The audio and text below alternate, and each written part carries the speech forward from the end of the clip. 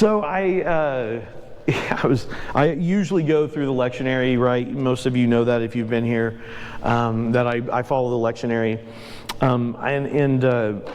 it's always interesting to me how the lectionary actually relates very distinctly to what is happening in the world that we're living in, what is happening right now, and how, you could think, oh, this is an old book and writings, and the lectionary is an old form of trying to put it together and how we're going to read it on Sunday mornings as a community.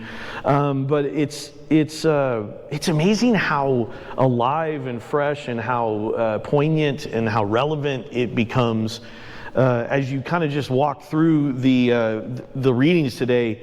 You're like, wow, this is incredible. And so I'm not going to read the whole thing because it's quite long, but I'll give you just the basic premise, and then I want to talk about some stuff. So we're in Mark chapter 6.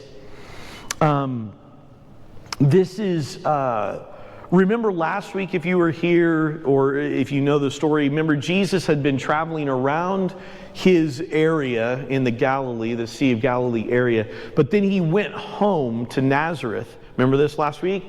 And he went home and they were offended by him and by the stuff that he was saying. And they were like, no, this is the carpenter's son. We're out on this. And, but then at the end of that story, at the end of that reading, he sends the disciples out 2 by 2, remember? And he says, just go, and there's going to be rejection and there's going to be acceptance, but we just have to keep on moving and keep on going.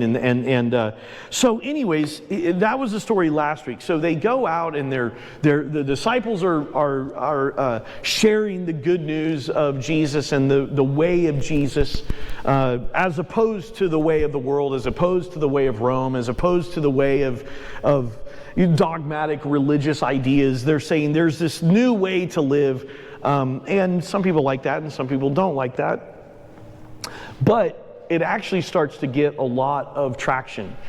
And the reason we know that it gets traction is because of now we hear the story of what happens after the 12 has gone out, and probably more, but they went out 2 by 2 and they start doing all this stuff and people start listening to them, and Jesus' ministry and Jesus' teaching is taking hold.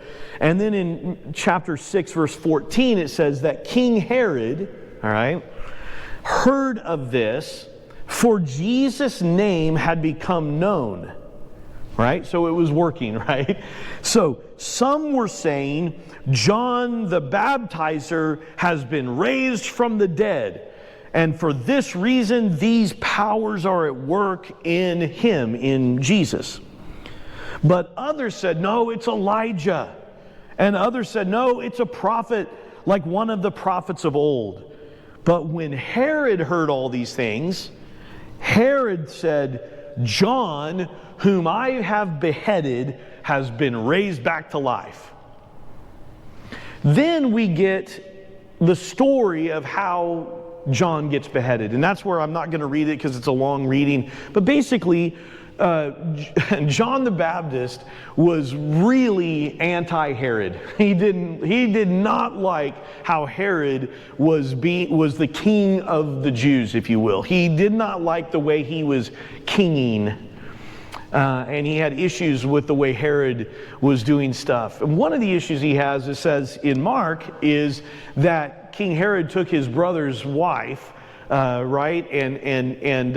So it was like this weird marriage. It was this marriage for power and for wealth and for influence and for lust and for all these things that John was against, right?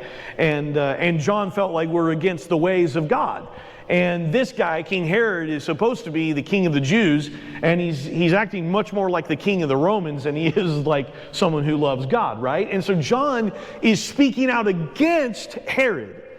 Now, one of the things I want to say about this is very important, because Herod, even though he was the king of the Jews, this dude was not...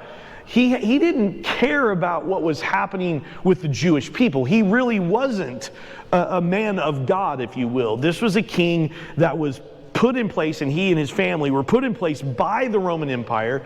Herod was very much in line with Rome and very much okay with Caesar. He was trying to do everything he could to get in line with Caesar and to have this power. He was not taking care of Jewish people. He was taking care of himself and his connections to the power of Rome. Are you with me? Well, if you know anything about what was happening at Jesus' day, Rome was occupying all of Judea, all of Palestine, all of this area that we talk about in the Bible was all under Roman control. And so when the king of the Jews, Herod, and his family were making alliances with Caesar and Rome, that was ticking off some people that were Jewish people. Are you with me? Not all Jewish people were against that, but a lot of them were.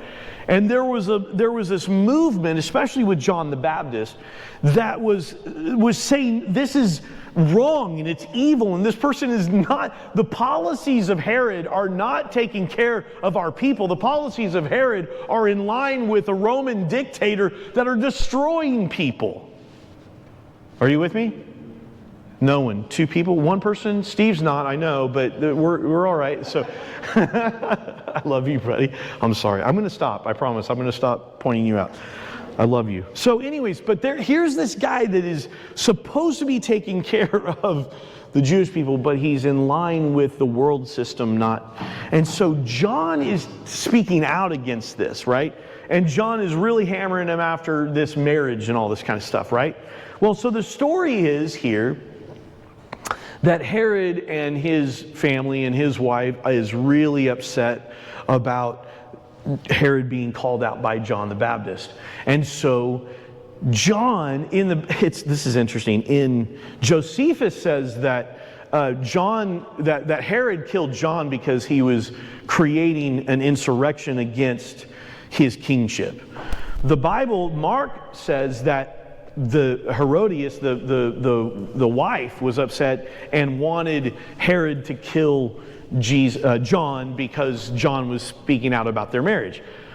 Maybe it's both. Maybe Josephus was right. Maybe Mark was right. I don't know. It doesn't. But we have different conflicting stories in history. But here's what we know, and this is what I believe. All right, whether or not it was his wife or Josephus just said Herod was ticked off. What we know is that Herod didn't want John creating a movement that would have hurt his power, would have hurt King Herod's power. When we first meet Jesus in Mark, we see that Jesus goes out to the baptism at the Jordan where John the Baptist was baptizing people. Jesus is one of the ones that is baptized in that baptism of John. John then gets arrested for doing what he's doing and put in prison. All right? Jesus goes from where John was, which is almost 100 miles south of Nazareth and the Galilee. He was down closer to Jerusalem where John the Baptist was baptizing. When John gets arrested, Jesus goes 100 miles up and goes back to Galilee. So, Herod is down in Jerusalem. Months and months pass. John gets killed. Jesus keeps on doing what he's doing. Jesus starts to get traction. Jesus sends out his disciples. It gets back months later to Herod. Herod, when he hears that there's this guy in Nazareth that is around the Sea of Galilee that's spreading, he hears what sounds like John the Baptist stuff to him. It's like, I killed that guy to stop this insurrection. And Herod says he gets freaked out. And Herod, when he hears that people are talking about, because some of them were saying that John the Baptist is raised from the dead. And some were saying, no, it's Elijah. No, it's a prophet.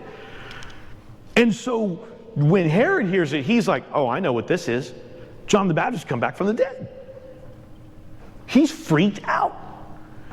Now, at that point, this is, I believe, because this is still early in the book of Mark.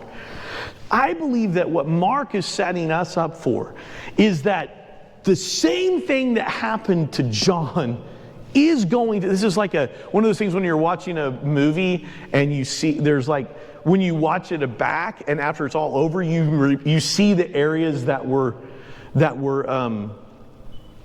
is somebody, we have a loose rogue child, Austin. That is hilarious. That's Cheyenne's daughter. Cheyenne's back here watching the other kids, but I don't know. Somebody, that was funny. I just watched her just kind of, I was like, wait a minute, am I seeing this right? John the Baptist is raised from the dead. Sorry, man. So anyways,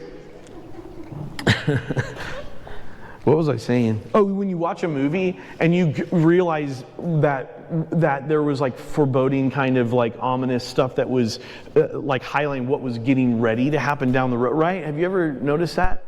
And then you see it after it all happens. You go back and you go, oh, that's what, I feel like that's what's happening here with Mark.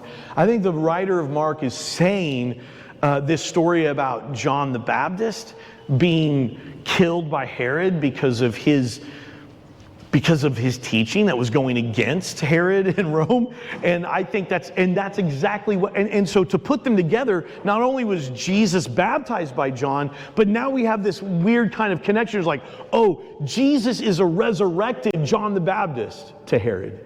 It's this foreboding. It's kind of like, oh, we're foreshadowing this ominous thing that's going to happen. What happened to John is going to happen to Jesus.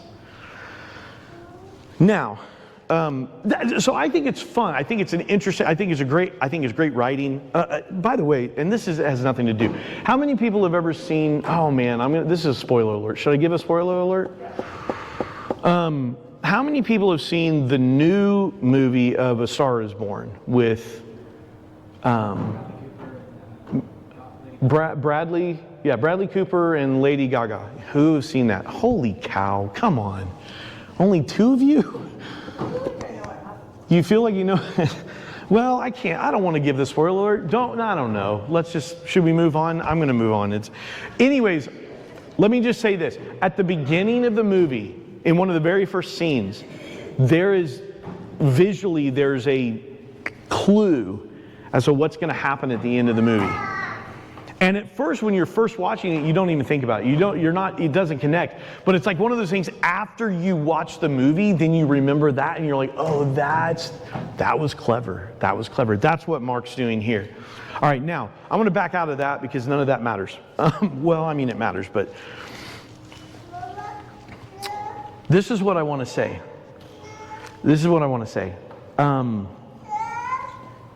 The more things change, the more they stay the same. And 2,000 years ago, we see the government is threatened by certain people, and the government is literally killing people that it disagrees with so that they can get their way. And so let's flip this to where we are today. What happened yesterday is a continuation of the mindset that says, I have to kill the thing that I disagree with. I have to kill the thing that I'm most afraid of. I have to kill the thing that is my enemy. If I don't kill my enemy will kill me. If you go back a couple hundred years before Jesus, there is in the Apocrypha, there's this book called the Maccabees. It's from the Maccabean revolt. There's a whole story of the Maccabees going against the government of the time because the Jewish people, who the Maccabees were, they were being destroyed by an empire, and they rose up and fought against that government. And there's this whole story of where the 7 Maccabean brothers were killed for their uprising. Life hasn't changed that much. I personally believe that we don't live in as a violent world as Jesus lived in, but it is extremely violent. We live in a world and in a country that more and more and more people are deciding that the only way to get their way is to just kill people they don't agree with. Do you know what the lesson is that is being taught to the kids this morning? This is crazy. It's a story of Ziphrah and Puah. How many people know who Ziphrah and Puah are in the Hebrew Bible, in the Old Testament? Anyone? Ziphrah and Puah were 2 handmaids that helped deliver babies for the Hebrew women during the time when the Hebrew people were enslaved by Pharaoh and the Egyptians. Remember that story? Remember the whole story of Pharaoh and the Egyptians? Okay, so here's where enslavement began. Are you ready? And this is what our kids are learning, probably a very smaller version of this, but the idea of this is what was happening. Pharaoh brings in Ziphrah and Puah, who are handmaids, and says to them, basically he say, look, the Hebrew people are getting too big, and Pharaoh is basically saying, I'm scared of them, and they're going to take over us. So what I want you to do as handmaids is to, whenever a child is born, if that child is male, kill it. If it's a female, let it live. What our kids are learning is that Ziphrah and Puah had the courage to go against what Pharaoh told them to do. And this is where we get Moses. Remember the story of Moses? Where Moses is born and it's a boy. It has been told by Pharaoh, you have to kill all these boys. Well, they wrap him up, put him in a little thing, and put him in the river, and then he's saved. Well, so here's the whole point that I'm trying to make is that as far back as we can go in our history, everyone is trying to kill everyone that they're against. We have story after story after story after story of violence. We have story after story of people saying the only way to get what I want is to rise up in violence and hatred and literally even killing those I'm against. Listen, somehow it is insidiously in our humanity somewhere, or when we move away from our humanity, I don't know how you want to say it, but somewhere it gets in us that we just decide we're going to be violent if we don't get our way.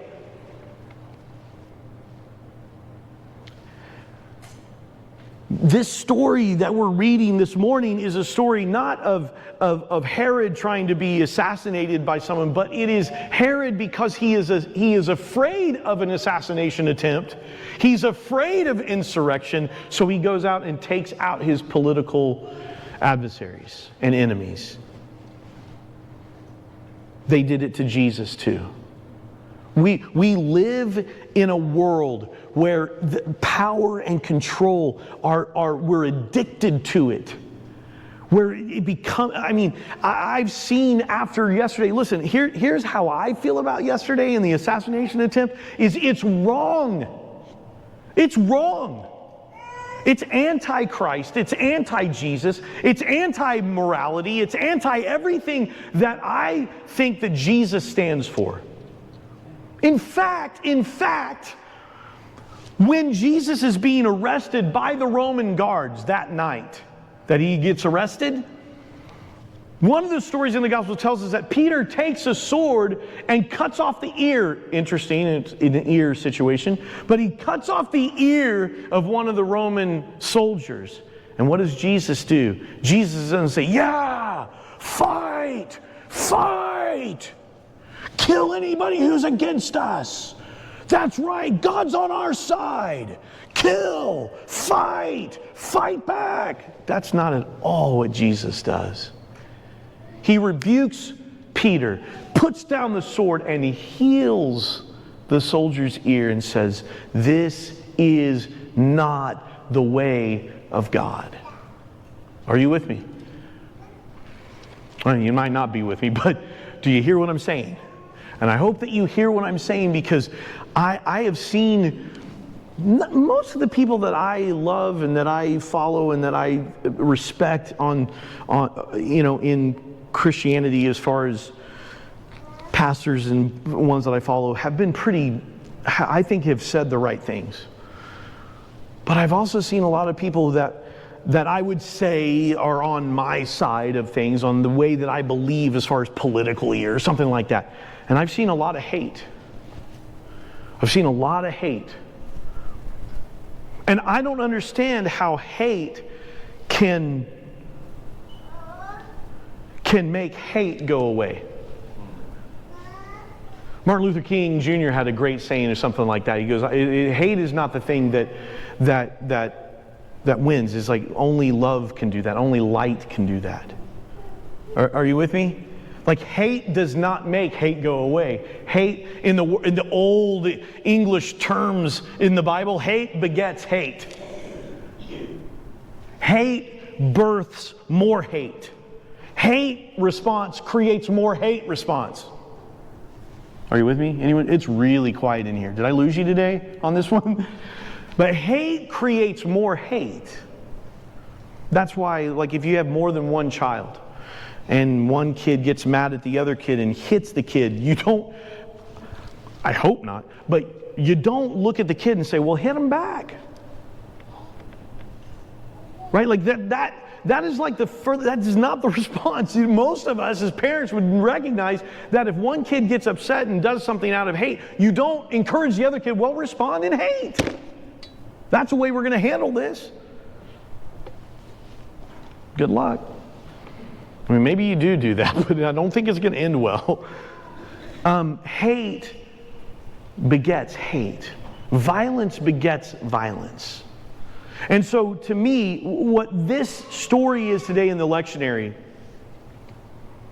it is a reminder that the world has always been like this. That the world has always been violent. That the world has always gone to violence to answer the questions. When we have differences, we stop talking and stop listening and we start demonizing people and dehumanizing them. And then it's okay to kill people who aren't human. It's okay to kill people that's been dehumanized. And what I want you to see is that is the absolute antithesis of the way of Jesus. It's the antithesis of the way of God. God is absolutely not for our violence as a way of answering the hurts and the problems and the violence in the world. I said something to Richard is preaching today down at Southern Hills, and he said, what a crap time to have to preach. And he said, fortunately, my sermon was already about hope. Unfortunately, it's also about the death of John the Baptist. And this is what I said. I said, yeah. I mean, it just shows us that violence has always been the way of the empire. It's always been the way of the world system. That system says the only way to get answers is to kill more of them than they kill of us. Killing is always the answer of the empire and the way of the world. And it has never worked. And he said, that's going to be my new opener. He goes, if that's my opener, if you don't mind. I said, sure, I don't trademark any of my stuff. So anyways, but I just wanted to, the way of the world has always been about violence, killing more of them before they kill us. We live in a really weird, scary time right now, don't we? And I promise you, as scared as you are, as frustrated as you are, as angry as you are, the answer is not returning violence for violence. It is not to return hate for hate. I know, I promise you, I know it seems bleak. And I know it seems like, well, we're going to have to fight. We're going to have... I understand that. I was telling Danny earlier this morning, I was telling... Stanley Hauerwas is one of my favorite theologians. And Stanley Hauerwas says this. He's a little short Texas guy, and he teaches at, I think, Duke. Is it at Duke, Stephen, or do you know? You know, I think it's at Duke. So anyways, Hauerwas, if you ever hear him talk, he kind of looks like Freud. He's kind of like a short, bald man with a white, like, tight beard. Gosh, maybe I look like Freud. Anyways, as I was saying that, I was like, that's how I look. Anyways, so Hauerwas says this. He's a pacifist. He's an absolute pacifist. And he was talking one time, and it's a great quote. He goes, I'm not a pacifist because of Jesus. I'm not a pacifist because of I think that war is bad, or I'm not a pacifist because I don't like killing. He goes, I'm a pacifist because I'm a mean son of a bitch. And what he was saying was, I recognize in my own heart the leaning towards being mean and wanting to hurt and kill people that are not like me. And he said, when I came to the Jesus way, I realized I have to go against my own nature sometimes that says, return hate for hate.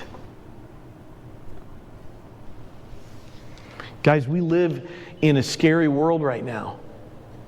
And we live in a place in a country that has a fetish for violence, has a fetish for guns, has a fetish for killing things and that don't agree with it. And not even maybe a physical violence, but there is also a fetish for verbal hatred violence that is running rampant in our country. Every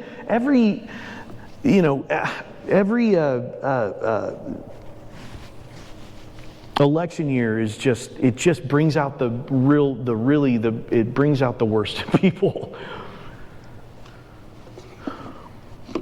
We have to be willing to go against that mean SOB side of us and say, I choose to be like Jesus in this world. Amen? I truly, with all of my heart, believe the only way that this world changes and the hope for this world is for people to live like Jesus. To be nonviolent resistance to the things that we disagree with. I mean, Mother Teresa did it, Gandhi did it, MLK did it. It wasn't easy. But those are the things that actually change the world. Amen? So may we become like Christ. I think this is so crazy that the story of Jesus with the sword is an ear, because it's so poignant, but may we heal ears and put down swords and say, let's love one another into a new world. Amen? Grace and peace. Go and let's practice and give each other grace and peace right now. Go ahead and do that. Go ahead and meet somebody new. Say hey. If you're going to hug them, make sure you get consent. And then say grace and peace.